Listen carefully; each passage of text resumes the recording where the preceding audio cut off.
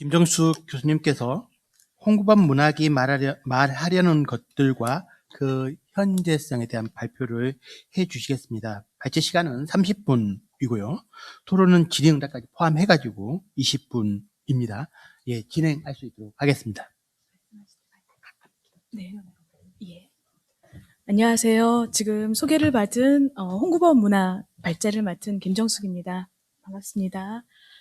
저는 지금 충남대학교에서 학생들 가르치고 있고요. 그리고 그런 과정에서 이제 우리가 잊혀진 작가들을 어떻게 발견하고 또 의미부여할 수 있을까라고 하는 것을 학교 현장에서 많이 고민하고 있는 그런 사람 중에 한 명입니다. 오늘 2023년 문학인 기념 문학제의 그 제목, 그 전체의 주제가 발견과 확산이라고 하는 이 주제가 굉장히 의미가 있고, 그리고 그런 관점에서 지금 1923년 생애 6분의 그 작가를 다루는 그리고 만나는 이 문학장이 굉장히 의미 있고, 그리고 저도 이 일원으로 함께 할 수 있어서 기쁘고 그리고 감사드립니다. 제가 오늘 그 발제를 맡은 그 부분은 홍구범 작가입니다. 홍구범 작가는 아마 제 오늘 이 주제에서 가장 키워드로 만약에 뽑는다면 발견의 측면에서 좀 주목할 수 있는, 그리고 주목해 주셨으면 하는 그런 작가입니다. 지금 6분의 작가들은 생과 몰의 연도가 다 표기될 수 있는 분들입니다. 그런데 홍구범 작가는 1920년, 23년으로 탄생을 하고 아직 몰 연대가 확정되지 않은 작가입니다. 역사에 가정은 없다고 하는데요. 그럼에도 홍구범 작가를 만나고 나서 가장 안타깝고, 그리고 가장 만약에라고 하는 이야기를 할 수 있다면 홍구범 작가이지 않을까, 이런 생각을 더 많이 하게 됐습니다. 왜냐하면 홍구범 작가는 1923년 충주에서 태어나서, 그리고 1947년 해방공간에서 5월 백민의 봄이 오면이라는 단편소설로 등단을 했습니다. 그리고 1950년 8월경으로 추정되는 납북, 혹은 월북, 혹은 피랍이라고 하는 여러 가지 키워드를 가지고 있을 정도로 지금 죽음에 대한 부분은 지금 전혀 실체가 밝혀지지 않은 작가이기 때문에 홍구범 작가는 그런 점에서 여전히 우리가 좀 발견해야 하고, 그리고 아직 발견되지 않은 작품들이 있습니다. 그 작품들을 문학사에서 자리매김하기 위해서라도 그 현존하고 있는 작품들을 계속해서 발굴해서 작가의 연보를 채우는 역할들을 우리 문학가들이 그리고 연구자들이 해야 된다라는 또 사명을 갖게 되었습니다. 지금 말씀드린 대로 홍구범 작가는 1947년으로부터 1950년대까지 만 3년 혹은 길게는 4년여에 굉장히 다량의 작품을 많이 창작한 작가입니다. 그래서 홍구범 작가는 실제 1947년 이후 50년대에는 김동리, 조연현이라고 하는 당대의 굉장히 당대 문학의 스피커로 활동했던 그 소설에서의 특히 이제 순수문학 계열의 김동리 작가와, 그리고 그 당대에 가장 많은 비평적 혹은 평론의 목소리를 가지고 있었던 조연현 평론가와 유대관계, 그리고 작품 활동을 같이 하면서 조선문학가 동맹, 한국의 어떤 순수문학 계열의 작품의 계보를 만드는 데 역할을 했던 그런 문단 활동을 한 작가입니다. 근데 실제적으로 그러면 그 홍구범 작가의 작품이 우리가 알고 있는 순수 혹은 우리가 흔히 말하는 이제 김동리류의 그런 소설이냐라고 작품 세계냐라고 하면 굉장히 그 작품 세계는 뜨겁습니다. 그러니까 제가 말씀을 드리고 싶은 그 부분은 홍구범 작가를 어떤 문학장 혹은 관계 안에서 살피는 것도 물론 필요하지만 홍구범 작가는 조금 묘한 그리고 좀 독특한 지점들을 가지고 있다라는 생각을 계속 읽으면서 드는 생각입니다. 홍구범 작가는 어떤 좌우 이데올로기나 아니면 어떤 문학장에서 내 자리를 찾기 위해서 혹은 내 목소리가 이렇다라고 하는 그런 어떤 목소리의 갇히기를 끊임없이 거부한 작가가 아니었을까. 그리고 그런 과정에서 굉장히 치열하고 그리고 가장 뜨겁게 창작 활동을 한 그런 작가다라고 저는 계속해서 지금 더 강화하면서 느끼고 있는 부분이고요. 그리고 또 하나는 이제 그 홍구범 작가는 지금 그 기질적으로 봤을 때 그 수필이나 혹은 단상이나 그리고 그 굉장히 날카로운 굉장히 자기를 드러내고 자기를 심지어는 그러니까 자기 스스로도 비판을 하면서 평론을 이렇게 보면 기질적으로 굉장히 예민한 성격 그리고 어떤 사안에 대해서 자기의 어떤 문학적인 자신의 작가 윤리를 계속 가지고 있었던 작가라는 생각을 그 작가의 평론이나 혹은 수필 혹은 장편이나 중편 소설에도 중간중간 자신을 나타나는 작중인물의 페르소나라고 할 수 있는 그 소설 혹은 그 작중인물들에서 작가의 어떤 그 기질적인 예민한 기질 이런 부분들을 많이 형상화하고 있다라는 생각을 하고 있고요. 또 하나는 그리고 또 하나 그 홍구범 작가가 굉장히 어렵고 궁핍한 생활에서 작가 활동을 한 그 생활인이었고 그리고 그런 부분에서 가난이라고 하는 이 부분 그리고 가난이 구조화되는 방식을 다른 해방 공간에서 가장 미시적으로 그리고 섬세하게 보여준 작가다라고 저는 이제 생각이 듭니다. 이거는 실제 조연현 그다음에 김동리 소설가가 1949년 문단을 정리하는 그런 단편에서 홍구범 작가를 조선에 발자크가 나타났다. 라고 이야기하고요. 또, 그 조연현의 평을 보면, 해방 공간의 그러니까 화제작의 제조기다. 라고 할 정도로 당대에는 굉장히 그 집중되는 어떤 시선과 관심을 받았던 그런 작가입니다. 그런데 1950년 8월 납북 혹은 피랍 혹은 월북인지는 정확하게 알 수 없기 때문에 그런 어떤 상황 그리고 그때 당시에 국가 이데올로기, 반공 이데올로기 때문에 그랬는지 홍구범 작가는 문학사에서 단 한 줄도 언급이 되지 않습니다. 1980년대에 그 우리의 대표적인 소설사, 문학사, 뭐 이제 김우종 선생님, 이재선, 그다음에 조연현, 그리고 백철의 신사 그 부분, 그리고 김윤식, 정호웅, 그다음에 심지어는 최근에 나온 권영민 선생님의 한국 현대문학사라고 하는 그 부분에서도 홍구범 작가에 대한 언급이나 그리고 그 문학적인 자리매김 혹은 어떤 소설 세계를 가지고 있는지에 대한 언급이 거의 없고요. 만약에 하나가 있다면 뭐 활동했던 작가로 누군가 있다 정도만 호명되는 상황입니다.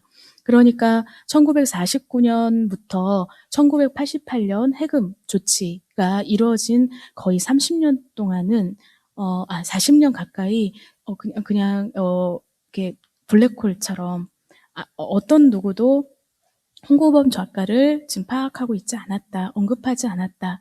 그런 점에서 사실 굉장히 안타까운 그런 부분도 있고요.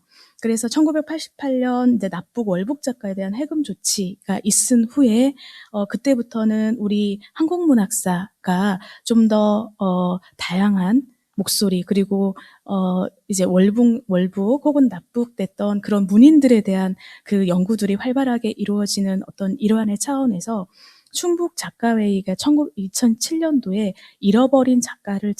잊혀진 작가를 찾아서라고 해서 홍구범 작가를 처음으로 호명하게 됩니다. 그러니까 본격적으로. 그리고 그 안에서는 충주의 시인인 신경림 시인과 그리고 도종환 시인의 강력한 어떤 그 요청들과 그리고 그때 당시에 청주대학교에 있는 권희돈 교수님께서 그 잊혀진 한국 문화예술위원회의 그 지원과 그런 과정에서 창고 근처 사람들이라고 하는 단편집을 하나를 발간을 하게 되고요.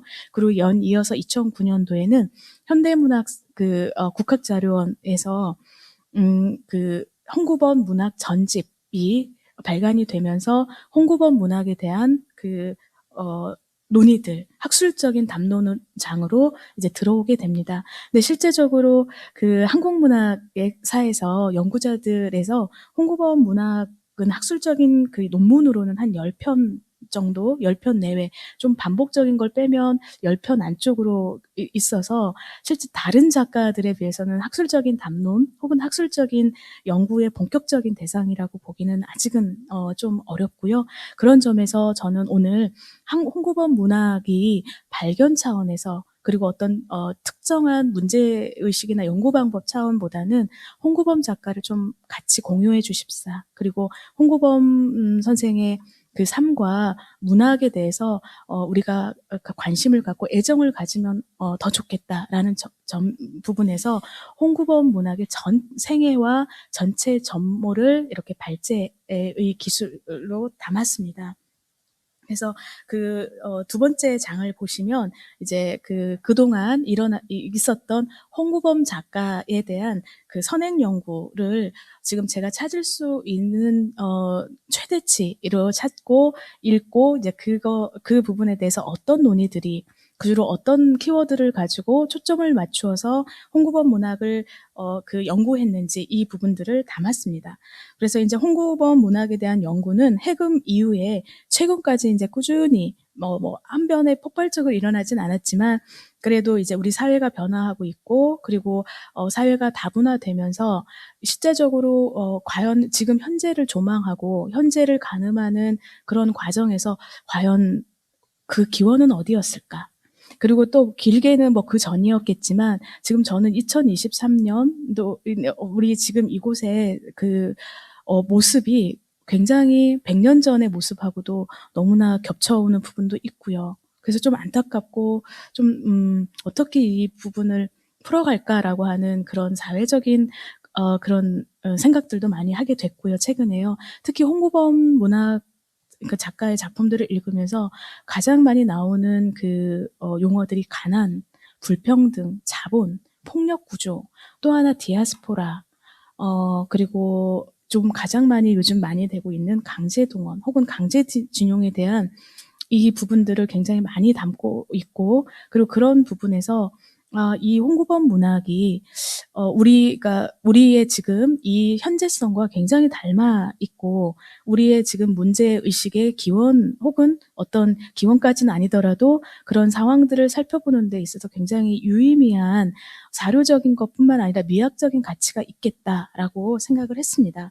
특히 이제 공출과 징용의 문제를 둘러싸고 일어나는 서사의 어떤 전개의 부분에서 실제 우리가 이 사실로서의 그 형상화와, 그러니까 사실로서의 사건과 문학적인 형상화, 재현으로서의 사건을 어떻게 우리가 의미화할 것이고 규정할 것인가, 이런 것들을 많이 이제 생각을 하게 됐습니다. 그래서 저는 홍구범 문학의 이런 일련의 그 이야기를 통해서 크게 두 가지 차원에서 현재적인 관점과 좀 직접적으로 연결되어 있는 부분을 한번 살펴보자라고 생각을 한 부분이 일단 경계를 부여하는 타자들이 굉장히 많습니다. 그러니까 이주하는 작가들이 작중인물들이 많습니다. 실제 1945년 해방이 있고 나서 47년 이렇게 그때 나오는 작품들을 보면 간도에서 다시 돌아온 귀한민, 그러니까 귀한 우리의 민족이죠. 그 귀한 그리고 중국에서 간도에서 그리고 징용에서 다녀왔던 그러니까 우리의 국민이라고 하기는 아직, 왜냐하면 그때 당시는 국가의 개념이라기보다는 민족의 개념. 그래서 민족의 부분들이 이제 해방을 맞이하면서 다시 고국으로 돌아오는 서사, 그리고 그런 모티프들이 많이 나오고 있습니다. 그런 점에서 홍구범 작품들은 이주 혹은 이동의 어떤 궤적들을 굉장히 많이 보여주고 있고, 그것은 일종의 경계 안과 밖의 문제, 그리고 또 하나는 경계를 떠도는 삶들에 대한 이야기를 작가가 많이 보여주고 있고요. 그거는 여전히 그 난민으로서 살아갈 수밖에 없는 가난에 대한 그 이야기를 굉장히 핍진하게 그려주고 있습니다. 그리고 이 가난의 양상이 그냥 가난이 아니라 가난이 왜 촉발되어 있고 어떻게 사람들의 생존의 문제 그리고 삶의 문제에 직결되고 있는가를 부분을 다양한 관점에서 보여주고 있습니다. 근데 이렇게 경계를 부여하는 타자들이 국가라고 하는 민족이라는 경계 안에 밖에서뿐만 아니라 이제 온 사람들이 다시 그때 당시에 조선 혹은 아직 그 국가가 작동되기 시작하는 그 부분에서도 내 안에, 그러니까 대 안에서도 여전히 이동하고 있다는 겁니다. 그러니까 시골에서 서울에서 다시 시골로, 그리고 공간의 어떤 축에 따라서 그 과정들을 보여주고 있는 부분들이 대표적으로 선생님들께서 한번 같이 살펴보셨을 작품은 데뷔작인 봄이 오면은 꼭 한번 같이 살펴보시면 그 홍구범 작가의 문제의식 그리고 현실을 바라보는 관점 이 부분을 가장 자세하게 그리고 보여주겠다라는 선언이 데뷔작인 봄이 오면, 그리고 저는 이 봄이 오면이라고 하는 이 봄이 맨 마지막 이제 1950년대 8월경에 5월에 협동에 장편 연재소설을 연재하기 시작합니다. 그럴 때 그 책 연재 장편 소설의 제목이 길은 멀다. 라는 작품이어서 길이라고 하는 이 상징성 그리고 길이 가지고 있는 궤적 끊임없이 이동하고 그리고 이동하는 사람들에 대한 타자들에 대한 이야기를 해주고 있구나라고 하는 부분을 그 이야기를 그 3장에서 말씀을 드렸고요. 그런 과정 중에서 가장 기본적으로 많이 대상이 된 타자들은 농민입니다. 요즘에 양곡법, 쌀값 이런 이야기가 너무 많이 나오고 있는데요.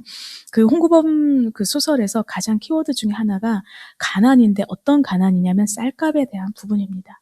그리고 쌀과 둘러싸여 있는 갈등과 그 속에서의 죽음, 비극적인 참상인데요. 이때 단순하게 쌀 혹은 쌀감이라는 건 모티프는 이 단순하게 쌀값에 해정된 게 아니라 쌀값과 관련된 자본 구조 혹은 사회 경제의 시스템이 지금 변환되고 있다라고 하는 그 상징을 보여줍니다.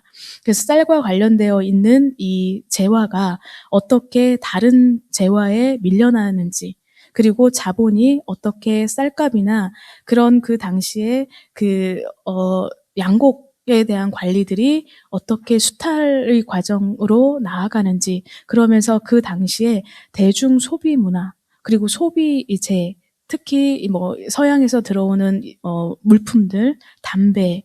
그래서 그 염상섭 소설에서도 양과 작가 이렇게 보면 담배에 대한 이야기, 그 다음에 사탕, 그리고 그 당시에 이루어지고 있는 그 외국에서 들어오는 물품들 이런 거에 대한 재화 혹은 대중 소비 품에 대한 것들은 굉장히 공산품에 대한 것들은 높아지는 반면에 그 당대적으로 쌀값이 폭락을 하게 되고, 그리고 그런 과정에서 폭리를 취하는 중개업자, 그리고 중간에 중개인 수수료를 그 중간에 착폭하는 어떤 그 자본의 미세한 그 층위들이 생긴다는 점에서 굉장히 우리가 눈여겨볼 만합니다. 그러니까 1920년대, 30년대가 주로 농촌과 어떤 하나의 거대한 이분법적인 그 큰 틀 안에서 구성이 됐다면, 홍구범 소설에서는 그 자본의 미시적인 분화 과정, 그리고 그 속에서 어떻게 계급이 분화되고 있고, 그 과정에서 농촌과 혹은 시골과 농민들이 어떻게 공동체가 와해되고 있는지, 그리고 그 속에서는 어쩔 수 없음뿐만 아니라 도저히 만회할 수 없는 이데올로기적인 국가 장치, 가령 도의원, 경찰서, 면사무소, 그리고 공출법이라고 하는 여러 가지 사회의 법 제도, 그리고 그 속에서 켜켜이 작동하는 국가 이데올로기적인 국가 장치들이 타자들, 특히 농민과 시골 중심의 공동체는 자본이 침투하는 대로, 그리고 소비재가 침투하는 속도대로 그 삶과 그 생명성 그리고 공동체가 붕괴되고 와해되고 있는 그 모습들을 그 홍구범 작가는 이제 시골이라고 하는 특히 이제 충주의 곡감, 그 다음에 양조장, 창고라고 하는 이 공간들을 중심으로 그 공동체의 와해를 보여주고 있는 점이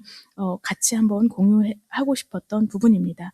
그래서 이제 급속 자본의 지배로 급속히 전환되면서 식민지와 해방 공간에서의 경계를 부여했던 타자들, 그리고 그 속에서의 공동체의 와해, 이 부분이 그 자본의 폭력적인 구조와 인간 존재의 비참성으로 어떻게 이어지는지를 서울길이라든지 쌀과 달, 창고 근처 사람들, 농민 이런 그 부분에서 나오고 있습니다. 그럴 때 이 시골에 있었던 사람들이 그 모든 곳에 이제 초점은 어디로 이동하냐면 서울로 이동하게 됩니다. 그래서 지금 뭐 서울 중심 혹은 지방 주변이라고 하는 어떤 위계의 부분, 또 하나는 어떤 자본이라든지 욕망과 그 문화들이 모두 집결되고 그리고 집약되는 서울로서 사람들이 계속해서 많이 이주해가는 어떤 모습들, 전사를 홍구범 작가는 서울길에서 보여주고 있습니다. 그래서 선생님들께서 께도 서울길을 한번 일독을 좀 권해드립니다. 그래서 그 작품 속 농민들은 이제 땅도 잃고 그리고 더 이상 쌀값에 의존할 수 없는 폭리의 어떤 구조 안에서 노동과 가난에 시달리는 그 반면에 그 어떤 그 사회 구조 안에서 밀수업자, 그 다음에 중개상 이런 어떤 부분이 자본의 증식으로 부를 축적하는 대비의 모습으로 계속해서 그려지고 있습니다. 그래서 서울길, 그리고 또 하나는 탄식이라고 하는 그 부분에서 많이 나타나고 있고요. 특히 탄식에서는 그 북한에서 종이, 해산물 등을 밀수출하면서 재력이 점점 커지는 그 하나의 인물, 알이라는 인물을 통해서 해방기의 경제적 혼란 속에서 남북의 시세 차익으로 이윤을 축적하고 있는 밀수업자들을 본격적으로 그려주고 있는 점에서 주목할 만합니다. 그리고 또 귀거래라고 하는 이 부분은 작가의 페르소나라고 보이는 나가 서울에서 염증을 느끼고 작품 활동을 더 할 수 없는 어떤 상황에서 자기 신의 고향으로 돌아가서 그쪽에서 충주에 내려가서 양조장을 운영하는 순구를 만나게 됩니다. 근데 우리가 흔히 생각하듯이 농촌은 여전히 정이 있고 혹은 거기에서는 온전한 공동체이냐, 이미 붕괴되어 있기 때문에 거기에서는 사람들 사이의 온정이나 혹은 어떤 공동체성이 다 소멸돼 있는 부분을 보여줍니다. 그리고 또 하나 인간이라고 하는 존재가 시골, 도시 혹은 그런 걸 다 떠나서 인간 본성에서 배반과 그리고 욕망과 그리고 소유하고자 하는 이 비틀어진 욕망들이 얼마나 그 현실적으로 나타나고 있는가라고 하는 부분들을 그 귀거래를 통해서 보여주고 있습니다. 그래서 그 각자 도생할 수밖에 없는 부의 불평등과 생존을 위협하는 구조의 문제들을 미시적 그리고 거시적으로 보여주고 있다는 점, 이 부분이 홍구범 작가가 다른 작가들과 조금 더 다른 변별되는 독특한 지점이다라는 점을 말씀을 좀 드리고 싶습니다. 그리고 또 하나는 저는 이 부분에 대해서 꼭 말씀을 드리고 싶었던 것 중에 하나가 작품을 대하는 연구자, 그리고 특히 식민지 시대와 해방 공간 그리고 1950년대를 연구하는 연구자 선생님들께서 보여주는 어떤 독특한 그 발언 혹은 발화들이 조금은 변화해야 되지 않을까, 저는 이제 연구에 대한 이야기를 조금 드리고 싶습니다.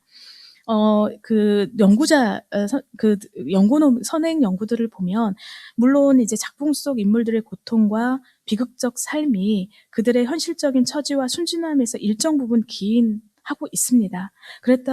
그리고, 근데 그 순진함 자체가 비판이 되어서는 좀 안 될 것 같다.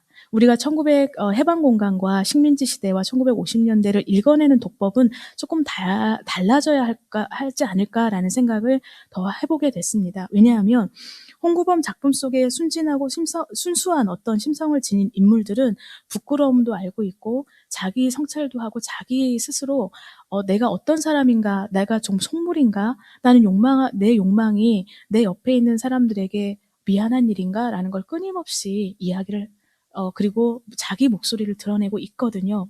그럼에도 불구하고 이제 연구자들은 가끔 이제 타인의 고통에 대한 죄책감과 그러니까 부끄러움을 드러내는 당대의 평범한 민중들을 그려내는 홍구범의 독법이 좀 더 적극적이어야 되지 않았겠느냐. 그리고 좀 더 비판적인 현실의식을 보여줬어야 하지 않겠느냐라고 하는 건, 이거는 저희 후대의 연구자들의 그 요구이고, 어떠면 그렇게 해줬으면 했던 욕망이지 않을까, 이런 생각이 듭니다. 오히려 비판받아야 될 대상은 읍사무소나 면사무소 등의 공적기관과 결탁해 변절과 기만을 행한 비윤리적인 그 자들, 그래서 그들의 어떤 그런 이유로 작품 속 인물에 대한 개인 윤리의 약화 혹은 부재라거나 작품에 대해서 문학적인 한계와 미래의 가능성 결여라는 비판 보다는 있는 그대로의 현실을 재현함으로써 그런 그 삶 자체에 육박해 가려고 하는, 실체에 접근하려고 했던 문학적인 윤리, 홍구범 문학 작가로서의 윤리로 우리가 바라봐야 되는 것이 온당한 관점이지 않을까. 그리고 또한 더 나아가서 타자의 목소리가 당사자성을 적극적으로 드러내야 한다는 시각을 넘어서 현실적인 고통을 겪고 있는 그 피해자성에 대해서 우리가 좀 더 깊이 있는 논의들을 해야 하지 않을까, 그런 생각을 했습니다. 마지막으로 이제 결론을 간단하게 이제 정리하면서 마치겠습니다. 홍구범 문학의 현재성. 저는 현재성에 초점을 둔 이유는, 아직 몰 연대도 홍구범 작가에게 우리는 숫자로 뿐만 아니라 그 삶과 작품에 대해서 지금 위치 혹은 자리매김을 하지 못하고 있는 상황입니다. 그런 점에서 그 물음표에 있는 곳에 그 홍구범 작가가 잘 안식할 수 있도록 우리가 그러니까 계속해서 관심을 갖고 그 몰 연대를 우리가 위치를 지어주는 것뿐만 아니라, 또 하나는 그 작품들이 지금 발굴이 많이 안 돼 있는 부분이 있어서 그 작품을 발굴하고, 그리고 그것에 대한 정확한 분석과 비판적인 해석과, 그리고 문학이 가지고 있는 연속성, 그들을 찾아서 그 전체, 홍구범 문학의 전체의 문학적인 목소리 혹은 미학적인 부분들을 우리가 찾아야 되는 부분, 그렇게 했을 때 한국 문학사에서 홍구범 문학의 온당한 자리매김이 있을 거라고 생각을 합니다.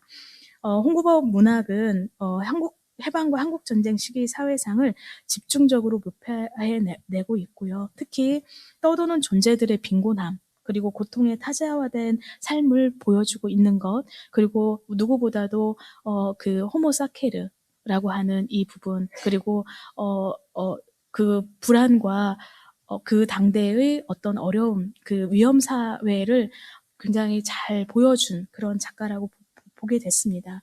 그리고 일본의 동아시아 군국주의 전쟁, 그리고 식민적 제국성이라고 하는 부분에서 강제 동원과 강제 징용에 대한 그 작중 인물들이 겪었던 고통에 대한 그 부분, 그리고 심지어는 왜 강제징용 갔던 그 사람이 불구가 돼 와서 결과적으로는 목을 매서 자살할 수밖에 없었던 그때 당대의 사회는 무엇이었을까? 이런 것들에 대해서 지금 이야기를 그 홍구범 소설은 우리에게 질문하고 있고요. 또 하나는 자본론과 권력의 비대칭성으로 비롯되는 비도덕적이고 비윤리적성에 대한 밀도 있는 전개, 그리고 감정을 최대한 자제한 시선과 다큐멘터리적인 소설 언어를 통해서 홍구범 문학은 단편 소설의 미학성을 지금 성취하고 있다라고 제가 정리를 해보았습니다.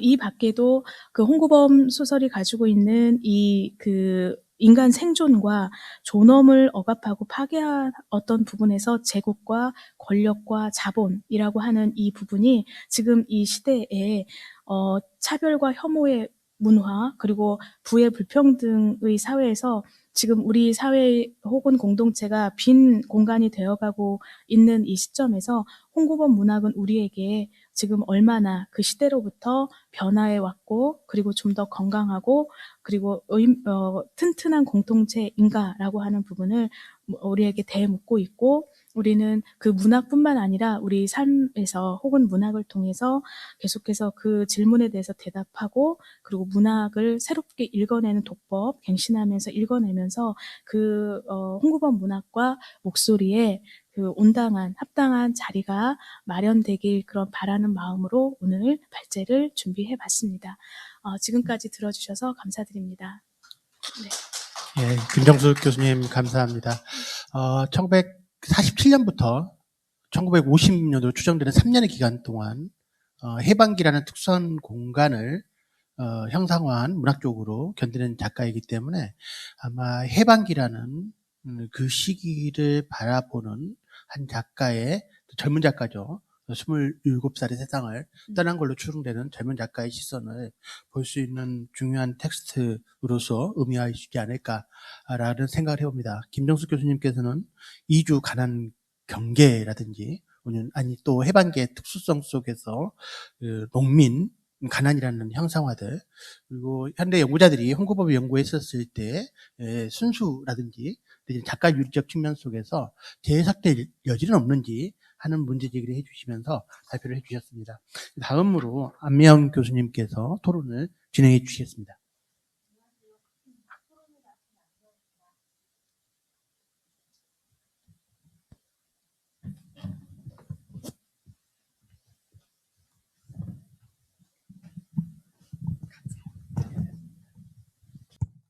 네, 감사합니다.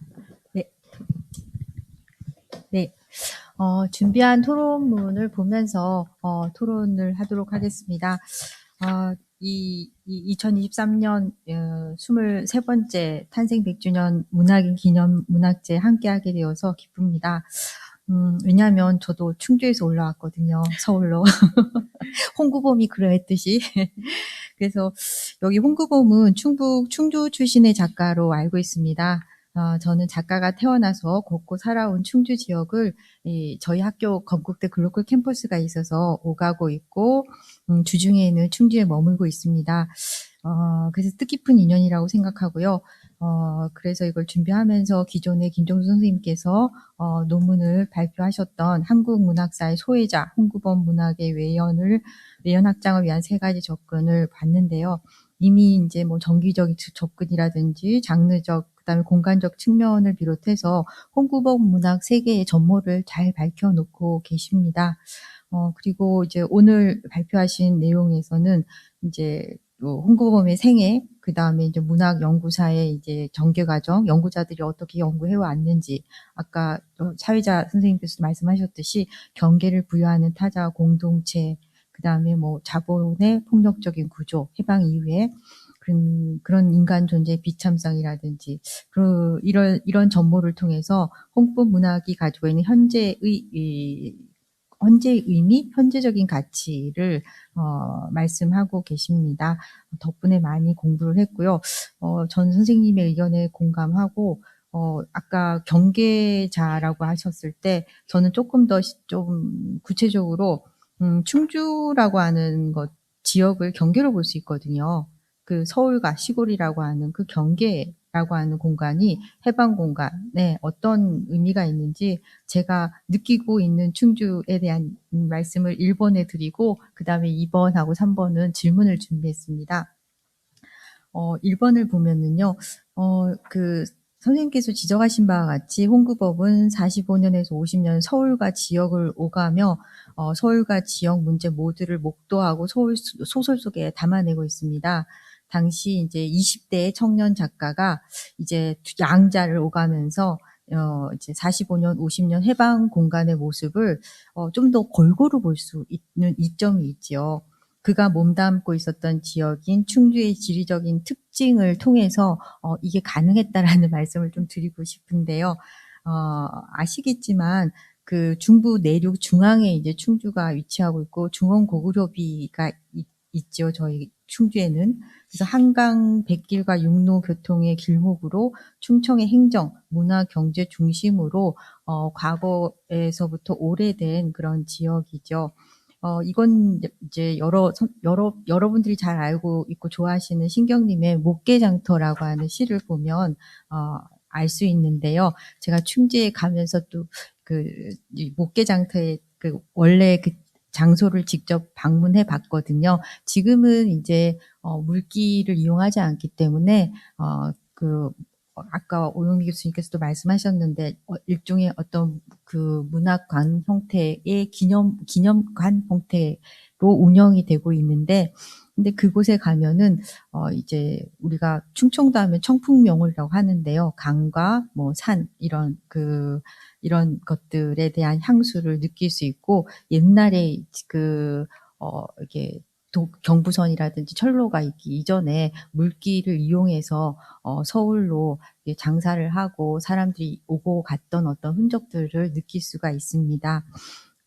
인용문 밑으로 보면은요, 세종 31년에 행정구역을 충청도로 하고, 자감사 배치를 하죠. 그 다음에 세조 3년에는 충주 진영을 개칭해서 전국 7도를 분할해서 충주 영장으로 하여금 단양, 영춘, 제춘, 청풍, 음성, 천안 8개의 군을 군정 사무로 관장하도록 합니다.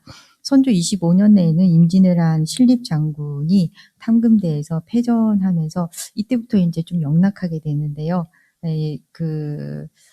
그럼에도 이제 고종 33년까지는 도청 소재지로서 관찰사를 배치하고 충청도의 중심이 되는데, 이제 경부선 철도가 국가개발 축에서 놓일 때 충주가 벗겨나가면서 교통의 이제 사각지대가 됩니다. 그게 이제 문경이라든지 수안보 이렇게 거쳐가는 육로가 이제 뭐라고 해야 되나요? 메인 그런 어떤 이게 길에서 벗어나게 되는 거죠. 교통 불편을 이유로 순종 2년에는 도청을 청주로 이전하게 되고요. 충주는 군청 소재지가 되어서 군수가 배치됩니다. 그래서 13년에는 군면 폐합으로 충주는 충주군 읍내면에 속하다가 17년에 충주면이 되고 31년 5월에는 지방제도의 개정에 의해서 충주읍으로 승격하면서 해방을 맞이하게 됩니다. 그럼 해방 이후에는 해방 이후 12년이 12년이 지난 56년 충주읍은 충주시로 이제 승격이 되게 됩니다. 그러니까 요 상황에 이제 홍구범 소설에 나와 있는 지역적인 무대의 시간적인 공간이 됩니다. 이후에 이제 지역은 중원군으로 개치되었고, 그 다음에 95년에는 충주시와 중원군이 충주시로 통합되는 지금의 형태에 이르게 됩니다. 그래서 앞서 말씀드렸듯이 충주는 내륙의 중앙에 위치해 있습니다. 아시다시피 문경세제, 그러니까 암행어사길이, 암행어사가 아니라 시험을 보기 위해서 갔던 관문 문경세제를 넘어서 한강을 올라가면 서울과 연결이 되지요. 서울과 지방의 경계를 잘 보여주는 지역이죠. 그래서 아까 경계라는 말씀을 실제한 어떤 지역적인 성격에 빗대어서 말씀드릴 수 있을 것 같았습니다. 예컨대 이제 홍구범의 전설 같은 작품을 보면은 양반이 되기 위해서 문경, 충주로 문경에서 충주로 정착하여 서울을 넘나드는 인물 황무영이 등장합니다. 그는 풍수지를 꼼꼼히 따져서 충주로 이동하는데요. 이 오른쪽에 있는 부분은 이제 황무영이 문경에서 충주로 오게 되어 어떤 심경 같은 것들을 얘기하고 있는데요. 조금만 보면은 서울은 양반이 기세를 올려 직접 벼슬로 등행하는 곳이라 자기 같은 힘없는 존재는 감히 발을 붙이기 어렵도록 그들은 거들떠 보지도 않을 것이라는 생각이다. 반면 충청도는 전에 오는 말에 의하면 모든 것이 관대한 것 같았고 그야말로 고관들이 낙형하여 점잖이 여생을 보내는 것으로 이름이 있었기 때문에 그는 이곳에서 사람으로서 수련하자는 신사안이었다라고 해서 충주로 정착하게 됩니다. 그가 머문 곳은 이제 소설에서는 금봉산이라고 하는데 지금도 금봉대로라고 해서 그 산과 지명을 쓰고 있는데 주로 이제 저희들은 남산이라고 얘기하고 있습니다. 그 남산자락에 이제 자신의 이제 집을 거하게 되고요.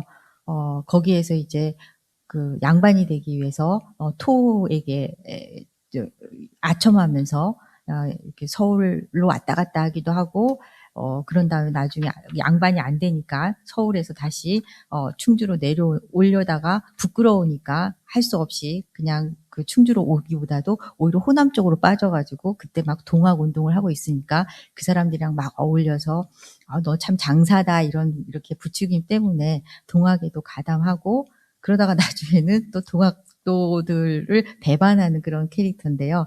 어쨌든 이 충주라는 지역성을 잘 보여주는 즉 그 당시에 충주가 가지고 있는 지역성을 잘 보여주고 있는 어떤 그런 캐릭터의 사건과 인물을 잘 보여주는 작품입니다. 그 밑에는 일전에 이제 공부하면서 사진을 한번 찍어봤는데요. 이렇게 생겼습니다. 산이 그렇게 높지는 않습니다.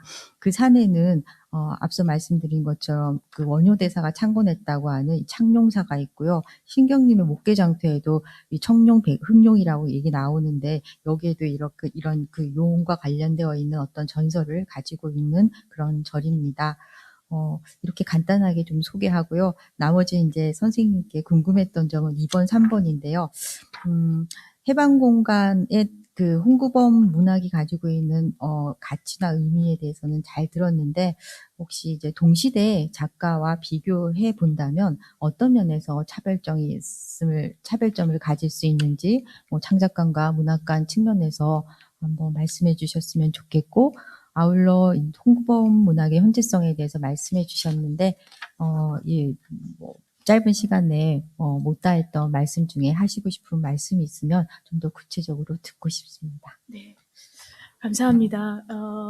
지금 이제 저희 발제를 꼼꼼히 읽어주시고, 또 충주라고 하는 이 지역에 대한 부분을 좀 더 명료하게 더 말씀을 해주셔서, 지금 이렇게 느낀 부분은 우리가 지금 발 딛고 있는, 내가 지금 살고 있는 그 지역, 혹은 그 장소가 정말 중요하구나, 이런 생각을 더 하게 됐습니다. 저 역시도 이제 강제징용에 대한 공부를 좀 자료를 찾아보면서, 강제동원 혹은 징용이 가장 많이 일어났던 곳이 논산이었다. 라는 이야기를 듣고 제가 태어나 자란 곳이 거기여서 몰랐구나. 왜 논산에서 이렇게 많은 강제징용이 일어났을까? 그때 당시는 그냥 학교에 다 모집해 놓고 확인서 받아놓고 그냥 끌고 왔다라고 이해하는 부분까지 있고, 그래서 우리가 우리가 보편으로서의 공부도 중요한 반면에 그 보편을 보편답게 하는 그 차원에서 지역이라고 하는 이 부분은 굉장히 중요하구나. 아까 이제 그 한운산 선생님에 대한 부분도 말씀을 해주신 것처럼요. 그래서 저도 선생님이 지금 말씀하신 충주에 대한 이 부분을 또 새롭게 알게 됐고, 그리고 감사합니다. 이제 로컬리티와 관련해서 저도 좀 한 번 더 살펴봐야 되는 지점이라고 생각을 하고요. 여기는 충주와 더불어서 음성도 나오고, 그리고 서울에 대한 부분이 나오는데, 제가 로컬리티에 대한 지면을 여기다 좀 쓸까 하다가, 좀 막힌 부분이 있었습니다. 어떤 부분이 막혔냐면, 서울에 대한 그 양가 감정을 가지고 있습니다. 그러니까 우리가 일반적으로 말하는 서울 지방 혹은 중심 유계라는 그 부분을 저 스스로도 조금 달리 봐야 되겠구나. 좀 더 그 당대에 몰입해서, 그러니까 딱 대입해서 봐야 되겠구나라고 생긴 부분이, 귀거래라고 하는 작품을 보면 22번의 그러니까 이사를 다녔던 순구가 그 양조장을 사업을 하면서 거기서 상처를 받고 내가 나를 회복하고 나를 지켜주는 곳이 서울이다라고 서울로 다시 가거든요. 근데 서울길에서 나오는 그 서울은 욕망의 직결지인 동시에 거기는 어떤 모든 사람들이 가서 내가 살할 수 있는 생존의 터전으로서 또 서울로 가고 있고, 근데 거기에서 그들은 그 서울의 어떤 그 욕망의 그 공간은 이 사람들을 받아주지 않습니다. 다시 떠돌아다거나 거기서 내쳐져서 다시 돌아오거든요. 그런 점에서 이게 굉장히 좀 좀 미시적으로 좀 바라봐야 되겠구나라는 생각을 했고요. 제가 해방 공간 동시대 작가들을 다 어떤 하나로 이게 이렇다 혹은 홍구범 그래서 이런 차별이 있다라고 하는 건 제가 좀 더 공부를 봐야 될 부분인데요. 이제 지금 제가 드릴 수 있는 어떤 부분은 홍구범 작가는 일단은 이데올로기에 갇히지 않은 그러니까 그때 당시에 반공이라든지 아니면 좌우라든지 이런 부분을 떠나서 그냥 사람, 생존에 대한 이야기를 하고 있구나. 그래서 그런 부분이 굉장히 저한테는 뜨겁다고, 아까 제가 처음에 말씀드릴 때 뜨겁다라고 말씀드렸던 부분이, 지금 읽어도 너무 생생하고, 오히려 지금 읽으면, 어떻게 이런 작품들을 썼을까? 그 당시에 굉장히, 현실에 밀착돼 있어서, 저는 오히려 요즘에 나오는 실사를 보는 느낌? 그렇다고 해서 그 묘사를 너무 자세하게 했다라는 그런 차원이 아니라 그 그러니까 사람이 가질 수 있는 어떤 비참성, 혹은 어떤 그러니까 생명에 대한 문제, 특히 가난으로 인해서 사람이 얼마나 모멸감을 가질 수 있는지를, 그러니까 이데올로기나 어떤 프레임에 놓고 보는 게 아니라 그냥 날 것으로 보여주는데 그 날 것이 그냥 날 것이 아니라 미학적으로, 그리고 그랬구나. 라는 어떤 공감을 갖게 하는 데 있어서 다른 작가들하고 다른 좀 탁월성이 있다라고 저는 생각이 들었고요.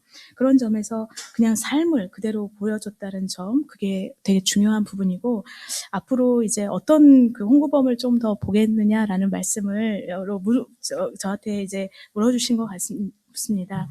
제가 최근에 이 연구를 하면서 지금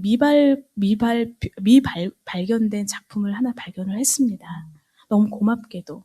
그래서 지금 제 발제문에 이렇게 보시면 한 3년 혹은 4년여에 지금 114쪽에 보시면 짧은 기간인데도 단편소설이 13편, 장편소설 1편, 중편소설 1편, 동화, 수필, 꽁트, 단상, 평론, 시나리오 굉장히 여러 장르를 하면서 계속해서 자신을 담금질을 하려고 했던 작가다라는 생각을 했습니다. 그리고 너무나 아쉬운 부분은 아까 if라는 표현, 그러니까 만약이라는 표현을 썼는데 만약에 홍구범 작가가 자신의 작품 혹은 창작 활동을 이후에 한 30년을 만약에 더 했다면 과연 어떤 작품들을 더 생산해냈을까, 창작했을까? 왜냐하면 홍구범 작가에서 저는 김수영 작가의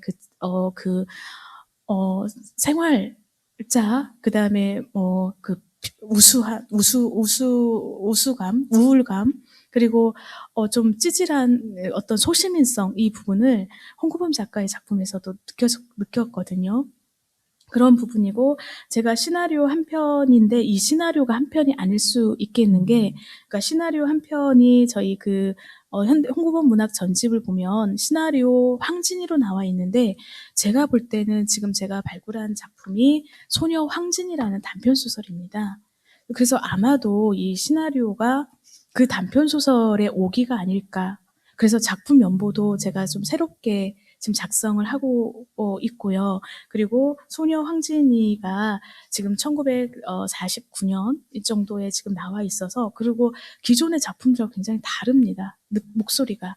그리고 그것이 쓰여진 매체가 중학생이라고 하는, 왜 그때 당시 1900 식민지 시대에는 소년이 많았고 1960년대 잡지로 가면 여성 혹은 뭐 사상계 이런 거 할 때 왜 그때 당시에 중학생이라고 하는 잡지가 왜 나왔을까? 그리고 홍구범 작가가 왜 중학생의 소녀 황진이라는 걸 쓰게 됐을까? 이런 부분들은 물론 상상력과 추정이 좀 필요하지만 그런 것들을 하나하나 해 나가면서 홍구범 문학을 좀 더 깊이, 그리고 방법론 차원에서 지금 선생님 말씀하신 노퀄리티의 차원도 한번 살펴봐야 되는 부분이고요. 또 하나는 강제 동원 혹은과 관련해서 과연 그때 당시에 국가 폭력 혹은 국가의 어떤 이데올로기적인 국가 장치들은 어떻게 발동이 되고 있었던가, 이런 부분들을 좀 더 한 걸음 더 들어가서 깊이 있게 봐야 될 것 같습니다. 네, 답이 되셨는지요? 네, 감사합니다. 네. 시간이 약속된 시간이 다 된 관계로, 청중석에서 오랜 시간 함께 자리를 해주신 분들 중에서, 더 대화를 하고 싶은 분이나 질의를 해주실 분 있으면 잠깐 기회를 갖도록 하겠습니다. 오랜 시간 함께해 주셔서 고맙습니다. 그러면은 탄생 100주년 문학인 기념문학제 2023년 발견과 확산 포럼에 참석해 주신 청중 여러분께 깊이 감사드립니다.